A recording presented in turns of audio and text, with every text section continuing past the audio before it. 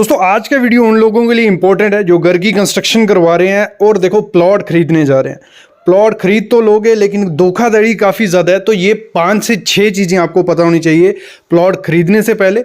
दूसरी चीज़ इस वीडियो में बात करेंगे, प्लॉट तो खरीद लिया लेकिन क्या होता है, कभी कभी हम प्लॉट मिल जाता है एग्रीकल्चर लैंड या मतलब पानी वाला एरिया, तो ऐसे एरिया में हम घर की कंस्ट्रक्शन कैसे करें, क्या क्या चीज़ें ध्यान देनी होती है ऐसे एरिया में घर की कंस्ट्रक्शन करते टाइम, वो दोनों चीज़ें इस वीडियो में बताने वाला हूँ। हाउस कंस्ट्रक्शन जो लोग करवा रहे हैं या सिविल इंजीनियर है, सिविल इंजीनियर के लिए बहुत इंपॉर्टेंट चीज़ है क्योंकि उनको भी कंस्ट्रक्शन करवानी है और ये चीज़ें पता होनी चाहिए। तो कंप्लीट वीडियो देखो, काफ़ी चीज़ें सीख के जाओगे। लेकिन उससे पहले प्लीज़ चैनल को सब्सक्राइब कर लो, बेल आइकन दबा लो। ऐसी वीडियो सिर्फ कहाँ पे मिलती हैं, सिर्फ मिलती हैं आपको सिविल साइट विजिट चैनल पे ही। अभी शुरू करते हैं। तो सबसे पहले चीज़ आती है जो हमारी, वो जो इंपॉर्टेंट चीज़ है वो है हमारी एग्रीकल्चर लैंड। मतलब जो आप देखोगे आजकल धोखाधड़ी बहुत होती है, तो आपको हमेशा वो लैंड खरीदनी है जो नॉन एग्रीकल्चर हो, मतलब नॉन एन ए स्टेटस जिसको बोलते हैं।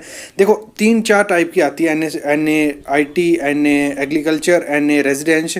तो आपको जो खरीदनी है वो एन ए रेजिडेंशियल हमेशा खरीदनी है। मतलब जो लैंड होगी वो नॉन एग्रीकल्चर लैंड में आनी चाहिए। क्या होता है, आपको ऐसे धोखाधड़ी बोल देते हैं कि अभी थोड़ी देर में ये हम इसको ट्रांसफ़र कर देंगे, लेकिन वो ट्रांसफ़र करने में काफ़ी ज़्यादा टाइम लगता है। 1 2 3 4 साल लग जाते हैं उसको ट्रांसफ़र करने में। और अगर एग्रीकल्चर लैंड हुई वो, तो एक तो ना तो आपको वहाँ आप लोन ले सकते हो उस जगह के नाम पे, ना उसमें अच्छा घर आपका बन सकता है। क्योंकि एग्रीकल्चर लैंड में आपको खर्चा डबल ट्रिपल हो जाएगा उसमें, क्योंकि जो सॉइल होगी वो प्रॉपर अच्छी नहीं होगी, उसकी फाउंडेशन भी डीप तक जाएगी, प्लेंथ में खर्चा जाएगा। तो कभी भी आपको ध्यान देना है, जब भी आप जगह लो वो जगह हमेशा होनी चाहिए नॉन एग्रीकल्चर लैंड, मतलब उसका एन ए रेजिडेंशियल होना चाहिए। ये पहली चीज़ आपको देखनी है। दूसरी चीज़ देखनी है, देखो जो भी घर बनाओगे आप, जहाँ जिससे मटीरियल लोगे, ज़्यादा घर आपको जो प्लॉट मिलेगा वो बिल्डर से मिलेगा। तो हमेशा जब भी प्लॉट लो, बिल्डर का मतलब उसका डाटा ले लो कि उसने प्रीवियस कौन सी बिल्डिंग बनाई है, उसका अभी का क्या स्टेटस है। क्योंकि क्या धोखाधड़ी सबसे ज़्यादा होती है बिल्डर में, पैसे ले लेंगे और फिर वो आपको लटकाते रहेंगे, अभी कर देंगे, ये देंगे। तो हमेशा बिल्डर का आपको पता होना चाहिए जिससे भी प्लॉट आप ले रहे हो। एक तो चीज़ देख लेनी है, अगर उस बिल्डर ने लोन वगैरह लिया है तो वो आपके लिए इजी होगा। क्योंकि अगर लोन लिया है तो उसको लोन चुकाने के लिए वो मतलब एक परफेक्शन दिख जाती है काम में कि नहीं, बिल्डर अपना काम में सही है, वो सही से काम करेगा। तो इससे लिए आपको हमेशा बिल्डर के बारे में पता कर लेना है। उसका पुराना प्रोजेक्ट पकड़ लो कि उसने प्रोजेक्ट कौन सा पुराना बनाया, उससे भी आपको आइडिया लग जाएगा कि वो अच्छा बिल्डर है या जो भी है। 2 चीज़ें हो गई, ये एक लैंड का हो गया, एक बिल्डर का हो गया। तीसरी चीज़ आती है, काफ़ी ज़्यादा इंपॉर्टेंट चीज़ है, वो आती है shape of plot. Shape of plot की क्यों इंपॉर्टेंट है, वो आपके खर्चे पे डिपेंड है। क्योंकि जैसा आपको घर चाहिए, अगर वैसी शेप नहीं मिली, मतलब शेप इरेगुलर शेप हुई, एक तो उसमें ना तो कोई ड्राइंग अच्छे से बैठेगी, ना तो मतलब रूम अच्छे प्रॉपर वे से आप दे पाओगे। दूसरी, उसकी ड्राइंग का खर्चा ज़्यादा पड़ता है, उसको वो बनाने में खर्चा ज़्यादा पड़ता है। हमेशा प्रेफर करना है आपका स्क्वायर शेप का प्लॉट हो। स्क्वायर शेप में एक तो आपका घर अच्छा बनेगा, दिखने में अच्छा होगा, एलिवेशंस अच्छी आएंगी। दूसरा, उसमें खर्चा भी कम होता है। ये चीज़ आपको ध्यान देनी है जब भी आप घर बनाओ कि शेप ऑफ मतलब प्लॉट बेटर हो। शेप के साथ साथ एक चीज़ और देखनी है आपने जब भी आप प्लॉट, तीसरी चीज़ जो मैं बता रहा हूँ आपको देखने की फैसिलिटीज़ क्या क्या है, वहाँ पानी अवेलेबल है नहीं है, ये चीज़ देखनी है। रोड कितनी दूर है वहाँ से, 30 फीट अगर रोड पास में है 30 फीट तक तो बेटर है, अच्छा है घर। क्योंकि 30 फीट के एरिया में प्लॉट इजीली मिल जाएगा। इस चक्कर में नहीं रहना है कि सस्ता प्लॉट मिल रहा है तो बाद में फैसिलिटीज़ आएंगी, तो फैसिलिटीज़ आते आते काफ़ी टाइम लगेगा, तब तक आपका उतना ज़्यादा खर्चा हो जाएगा जितना आप वो रोड के साइड प्लॉट लोगे। तो हमेशा ये चीज़ ध्यान देनी है जब भी प्लॉट लो कि आपका एक तो शेप उसकी अच्छी होनी चाहिए, दूसरी वहाँ फैसिलिटीज़ रोड और पानी की होनी चाहिए। 3 चीज़ें ये होगी हमारी। नेक्स्ट देखना है आपको, एक तो आजकल होता है कि अगर प्लेन एरिया में आपको प्लॉट मिल रहा है तो आप उसको ले लो। क्योंकि प्लेन एरिया में, क्योंकि क्या होगा, स्लोपी एरिया में आपको प्लॉट मिल जाएगा, सस्ता मिलेगा प्लेन एरिया से, लेकिन स्लोपी में एक आपका खर्चा बढ़ेगा, एक तो उसको लेवल करने में, और ये भी हो सकता है वो सॉइल फिलिंग की हो। अगर सॉइल फिलिंग की है, आपका इतना खर्चा फाउंडेशन में जाएगा कि आप सोच नहीं सकते। तो ये चीज़ भी देखनी है आपको कि जो आप प्लॉट लो वो आपका स्लोप में ना हो, लेवल एरिया में हो। और लेवल एरिया में भी देखना है कि वो वहाँ उस एरिया में पानी तो नहीं भरता है, क्योंकि कभी क्या होता है आपको एरिया, वो समर में आप एरिया लोगे तब सूखा एरिया होगा, कुछ दिक्कत नहीं है, ये नहीं है। जब जैसे विंटर आएगा, जहाँ रेनी सीजन आएगा, पानी आएगा, पानी भर सकता है। ये काफ़ी मैंने जगह देखे हैं, सस्ते प्लॉट मिल जाते हैं, लेकिन वहाँ होता क्या है, एक तो सॉइल अच्छी नहीं होती, दूसरा वहाँ पानी भरने का बड़े ज़्यादा चांसेस होते हैं कि प्लॉट में पानी भर जाता है, और रूम अंडरग्राउंड जो बेसमेंट वगैरह होता है वो ख़राब होते रहते हैं। धीरे धीरे फुटिंग की सेटलमेंट होती है और दीवारों में क्रैक आना स्टार्ट हो जाती हैं। तो ये चीज़ भी आपको देखनी है जब भी आप लो। एक चीज़ और देखनी है आपने जब भी आप लो, एक होता है FSI, फ्लोर स्पेस इंडेक्स। जब भी आप जगह देखने जाओ, लेने जाओ, जो उसके डॉक्यूमेंट्स हो गए उसमें आपको देखना है कि FSI क्या है, मतलब फ्लोर स्पेस इंडेक्स क्या है। इसका मतलब क्या है, एक होता है 100%, 50%, 75%, ये मतलब फ्लोर इंडेक्स होता है। अगर 100% हुआ उस एरिया का, जैसे हम इंश्योरेंस देखते हैं गाड़ी का, जब सेकंड हैंड गाड़ी लेते हैं तो उसमें देखते हैं कि इसकी वैल्यू कितनी है, एक्सीडेंटल वैल्यू कितनी है, 5.5 लाख, तो मतलब वो जगह वो गाड़ी अच्छी है, ये इससे हम लेते हैं अंदाज़ा। तो इसमें भी वही चीज़ है, अगर 100% FSI हुआ तो मतलब वो जो एरिया आप 2000 स्क्वायर फीट का आप एरिया ले रहे हो, 1500 स्क्वायर फीट जितना होगा, वो आप पूरा कंज्यूम कर सकते हो, पूरे पे घर बना सकते हो, अगर 100% FSI हो। ये बहुत इंपॉर्टेंट चीज़ है, इसको ध्यान से सुनना। अगर 75% FSI हुआ उसके डॉक्यूमेंट्स में, मतलब अगर 2000 का प्लॉट है, मतलब उसमें से 25% आप यूज़ नहीं कर सकते हो, आप सिर्फ 75% में अपना घर बना सकते हो, ये होता है FSI। अगर 50% है तो उसमें सिर्फ आप 50% पे घर बना सकते हो, और 50% आपको चारों तरफ खाली छोड़ना पड़ेगा। मतलब ये म्युनिसिपल वगैरह एरिया में होता है, ये चीज़ आपको देखनी है। देखो, अगर एग्जांपल लूँ मैं इसकी, अगर 1000 स्क्वायर फीट का एरिया है, अगर 50% उसका FSI है, तो आप सिर्फ उसका घर 50% में बना सकते हो, बाकी चारों तरफ आपको जगह वो खाली छोड़नी पड़ेगी। ये चीज़ आपको हमेशा ध्यान देना है। और एक चीज़ आपको और देखने को मिलेगी कि कई प्लॉट्स का क्या होता है, जब भी डॉक्यूमेंट देखो ये चीज़ें आपको देखनी है, मेंटेनेंस चार्ज लिखा होता है। अगर वो एरिया लोगे आप, मतलब एक क्या बिल्डर ने क्या किया होता है, बड़ा सा एरिया कवर किया होता है, उसमें छोटे छोटे प्लॉट दिए होते हैं, तो उसमें जब डॉक्यूमेंट्स साइन करोगे आप, तो उसमें कॉन्ट्रैक्ट बनेगा जब आपका, तो उसमें देखना कि मेंटेनेंस चार्ज क्या है, मेंटेनेंस चार्ज पे ही कर लेना, क्योंकि हर साल अगर आपने ले लिया बिना चार्ज देखे हुए, तो हर साल आपको मेंटेनेंस चार्ज वहाँ देना पड़ेगा। तो उस चीज़ से बचना है कि हम पहले इसका पैसा दे देंगे, हम मेंटेनेंस चार्ज नहीं देंगे, क्योंकि क्या होता है वो धीरे धीरे बिल्डर क्या करता है, इंक्रीज़ करता है मेंटेनेंस चार्ज। तो उस चीज़ से आपको ध्यान देना जब भी डॉक्यूमेंट साइन करो, तो ये चीज़ जरूर देखना, एक FSI देखना, दूसरी उसमें मेंटेनेंस चार्ज आपको देखना ही देखना होना चाहिए। देखो, ये हो गया क्लियर, हमें प्लॉट लेने से पहले ये चीज़ें मस्ट जरूर हमें चेक करनी है। फिर आगे बढ़ते हैं, अभी हम घर की कंस्ट्रक्शन कर रहे हैं किसी ऐसे जगह पे, यहाँ काली मिट्टी है, लाल मिट्टी है, जहाँ खेत है, तो उसमें क्या क्या चीज़ें चेक करनी होती है और क्या क्या चीज़ें करनी है। क्योंकि आप किसी को घर की कंस्ट्रक्शन के लिए दे दोगे, वो उसमें क्या करेगा, स्टार्ट कर देगा कंस्ट्रक्शन। अगर आर्किटेक्ट सिविल इंजीनियर को हायर किया है तो सही है, वो आपको गाइडेंस दे देगा, लेकिन मोस्टली ऐसे एरियाज हैं यहाँ ये पॉसिबल नहीं होता है, तो कॉन्ट्रैक्टर घर की कंस्ट्रक्शन करवाते हैं। तो ये चीज़ें में भी वो इग्नोर कर दें, लेकिन आपको नहीं करनी है, तो वही चीज़ें मैं आज आपको बताने वाला हूँ। तो स्टार्ट करते हैं फिर से। ऐसे जगह पे अगर आपको घर बनाओ, दो चीज़ें देखने को मिलती हैं, क्रैक्स और दूसरी डैम्पनेस। पहले हम क्रैक से निपट लेते हैं, फिर मैं डैम्पनेस से बताऊंगा। क्रैक से निपटने के लिए आपको क्या करना है, कभी भी ऐसी जगह पे घर बनाओ अगर आप, तो आपको जो ग्राउंड लेवल होगा, ठीक है, सुनते हैं ना ध्यान से क्या बोलूँ मैं, जो ग्राउंड लेवल होगा उससे 5 से 6 फुट नीचे जाना है फुटिंग के लिए, फुटिंग, और जो आपका प्लिंथ लेवल रहेगा 5 से 6 फुट नीचे गए। फुटिंग देनी है आपको कम से कम कोई 4 फुट बाय 4 फुट की, मतलब 1200 mm बाय 1200 mm की आपको फुटिंग देनी है, जितनी रिक्वायर्ड हो। मतलब या तो आप कोई आर्किटेक्ट हायर कर लो, लेकिन अगर नहीं है तो आपको हर 3 से 4 मीटर पे कॉलम देना है, ठीक है, रेडी, जो जिसकी फुटिंग का साइज़ रहेगा 1200 बाय 1200 mm या 4 फुट बाय 4 फुट। ये कर दिया, फुटिंग हो गई।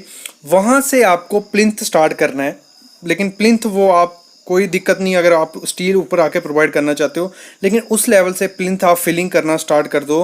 प्लिंथ का अगर आपको साइज़ ठीक है तो 1.5 फीट आप स्टार्ट कर दो नीचे से, 1.5 फीट। बाकी उसकी हाइट ले जाओ कहाँ तक, ग्राउंड लेवल तक। कॉलम तो हम नीचे से लेके आ रहे हैं, कितने 5 से 6 फुट से नीचे से कॉलम हम लेके आ रहे हैं। ग्राउंड लेवल पहुंच के वहां हमारा प्लिंथ आ गया जिसमें हमने सिर्फ कंक्रीट की है, कोई इसमें स्टील नहीं डाला है। ये बन गई हमारा बेस फाउंडेशन बन गई। उसके बाद जैसे आप ऊपर लेवल पे पहुंचो ग्राउंड लेवल पे, वहां आप प्लिंथ बीम प्रोवाइड करो अच्छे से, उसमें स्टील रॉड प्रोवाइड करो कम से कम 16 का mm के 3 नग ऊपर 3 नग नीचे, क्योंकि यही मेन चीज इस घर की क्या होगी, वो फाउंडेशन जो हमने 1200 mm बाय 1200 mm या 4 फुट बाय 4 फुट की दी है।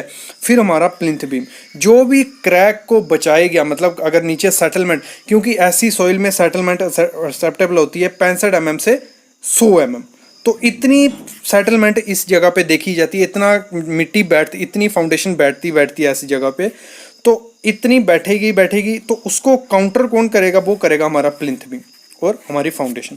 तो प्लिंथ बीम ऐसी जगह पे बहुत मेन रोल अदा करता है, मेन ज़रूरी है ऐसी जगह पे प्लिंथ बीम प्रोवाइड करना। अगर आपने ऐसी जगह पे प्लिंथ बीम प्रोवाइड नहीं किया, सीधा ब्रिक वर्क किया नीचे से और उसके सैंड फिलिंग करके नीचे दीवार उठा दी, मतलब लोड बेरिंग स्ट्रक्चर इस जगह पे, लोड बेरिंग स्ट्रक्चर कौन सा होगा, जो ईंटों से बना होता हो, इस जगह पे कभी पास सक्सेसफुल नहीं होगा, वो फेलियर ही जाएगा, क्योंकि इसमें क्रैक्स क्रिएट हो जाएंगे। क्योंकि एक जगह पे सेटलमेंट होगी, आपको विंडो के पास क्रैक्स दिखेंगे, काफ़ी जगह क्रैक्स आपको दिखेंगे, तो ऐसी जगह पे आपको फुटिंग देनी है प्लिंथ बीम के साथ। क्लियर? तो ये हो गया जब हमने प्लिंथ बीम दे दिया।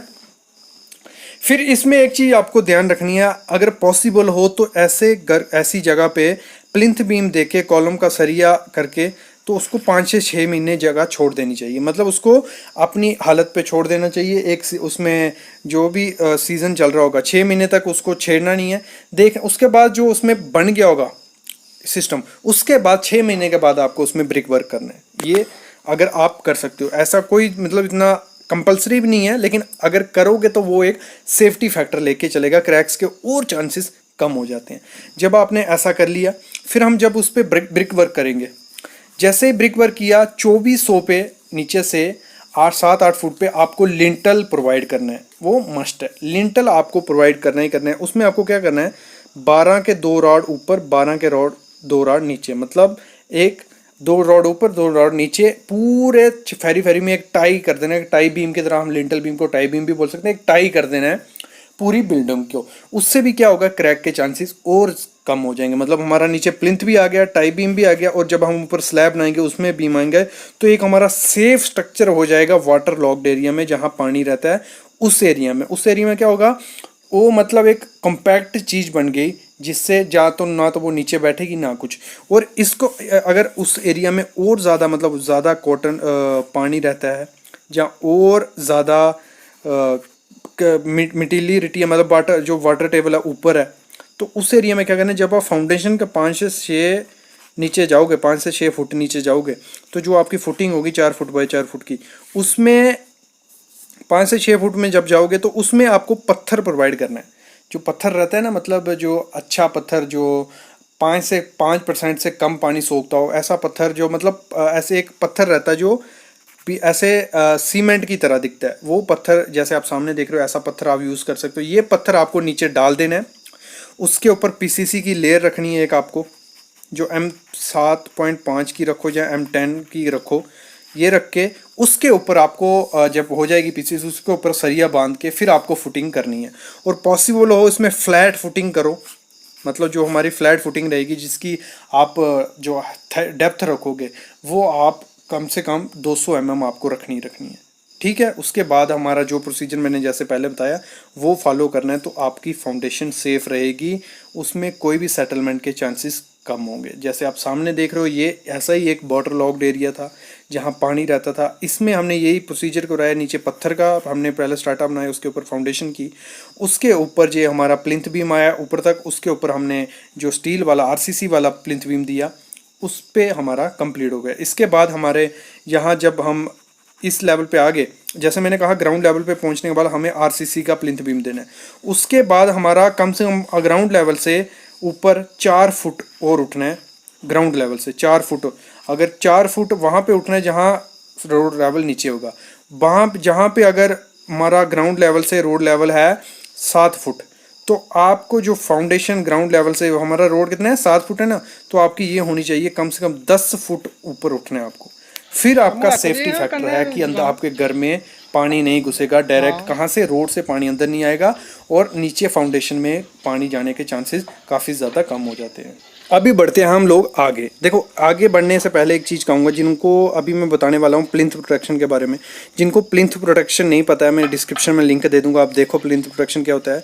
इसमें ऐसी जगह पे प्लिंथ प्रोटेक्शन मस्ट प्रोवाइड करना है आपको। मतलब प्लिंथ प्रोटेक्शन के बिना ऐसी जगह पे कोई सेफ्टी फैक्टर नहीं है, क्योंकि प्लिंथ प्रोटेक्शन क्या करेगा, जो भी आपकी फाउंडेशन या प्लिंथ बीम होगा, नीचे जो हमने कच्चा प्लिंथ बीम डाला है, जो कंक्रीट किया है, मास कंक्रीट सिर्फ, उसमें पानी जाने से रोकेगा, आपकी फुटिंग में पानी जाने से रोकेगा, तो नीचे सेटलमेंट के चांसेस काफ़ी ज़्यादा कम हो जाते हैं। तो आपको प्लिंथ प्रोटेक्शन भी इसमें प्रोवाइड करना है। ये हो गया हमारा क्रैक का इलाज और सेफ्टी होगी हमारी फुल। अभी बढ़ते हैं डैम्पनेस की जगह तरफ, जहाँ पपड़ी होती है, जिस वजह से ऐसे एरिया में पपड़ी, जो आपकी दीवारों का प्लास्टर निकलने लग पड़ता है, क्रैक पड़ने लगते हैं छोटे छोटे पपड़ी की तरह। तो उससे निजात पाने के लिए आपको क्या करना है, जैसे ही आपका आरसीसी वाला प्लिंथ प्रोटेक्शन हो जाता है, अगर आपको हाइट ऊपर करनी है तो ब्रिक के रद्दे हम लगाते हमने देखा होगा कई जगह क्या किया होता है, ब्रिक ऊपर तक ब्रिक की होती है, फिर प्लिंथ बीम किया जाता है। तो यही फंडा है, क्यों किया जाता है, हाइट बढ़ाने के लिए, कि आपका रोड का लेवल ऊपर है, जहाँ आपको नीचे से थोड़ा हाइट पे घर रखना है, तो वही करना है। जैसे आपने प्लिंथ प्रोवाइड किया, उसके ऊपर आपको सिर्फ ब्रिक वर्क, जहाँ तक जिस लेवल तक आपका ब्रिक वर्क स्टार्ट होने वाला, जिस लेवल के बाद, तो वहाँ पे आपको डीपीसी प्रोवाइड करनी है, डैम प्रूफ कोर्स। जिसको नहीं पता है डैम प्रूफ कोर्स क्या है, मैं डिस्क्रिप्शन में लिंक दे दूंगा, आप जाके देखो। आपको वहाँ डीपीसी जरूर मस्ट प्रोवाइड करनी है। डीपीसी के बिना कोई भी घर, उसका 50% हो जाता है उसकी शक्ति, क्योंकि डीपीसी बहुत ज़्यादा इंपॉर्टेंट चीज़ है। जो डैम्पनेस है वो घर को ख़त्म कर देती है।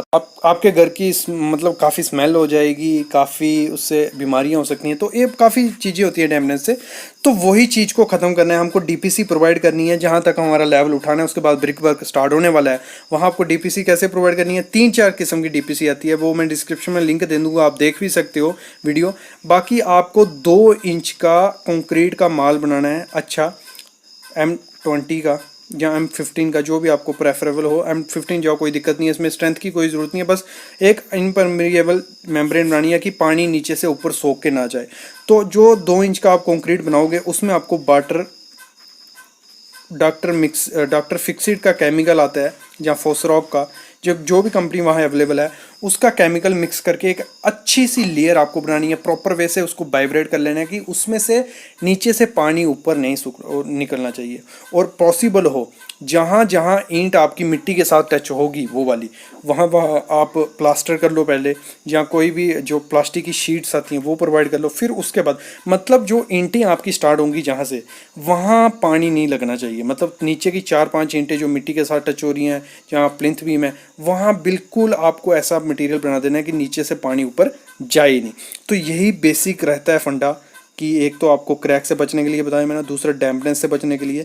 तो यही है, बाकी कॉल जो भी उधर होगा वो बेयर करेगी फुटिंग और कॉलम, आपकी मतलब सेटलमेंट होने के चांसेस काफ़ी कम हो जाएंगे। यहाँ ऐसे एरिया में आपको कभी भी लोड बेरिंग स्ट्रक्चर कभी नहीं बनाना है, फ्रेम स्ट्रक्चर बनाना है।